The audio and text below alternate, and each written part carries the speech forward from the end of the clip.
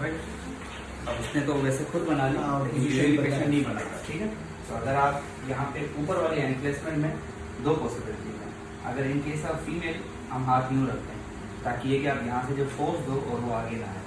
In case of female अगर आपको easy है mail to have late support, तो ये सिर्फ इनडायरेक्टली रोकने के लिए और किसी काम के लिए नहीं है। तो वापस ये हैंड प्लेसमेंट बनाएंगे, ये हैंड प्लेसमेंट, ये पॉपुलेटर में होगा, ये नी शुड बी स्ट्रेट पे होना चाहिए और हिप फ्लैट हो, ठीक है, मतलब हिप न्यूट्रल भी ना हो। आपकी जो हैंड प्लेसमेंट है वो दो आती है।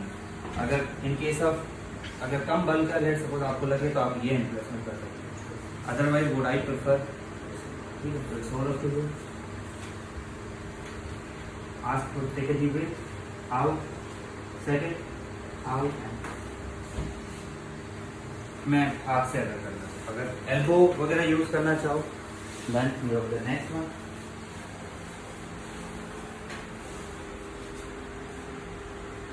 उसके फर्स्ट प्लेसमेंट में आप कम से कम यहाँ तक ले जाओ, ऐसे take a deep breath, second out,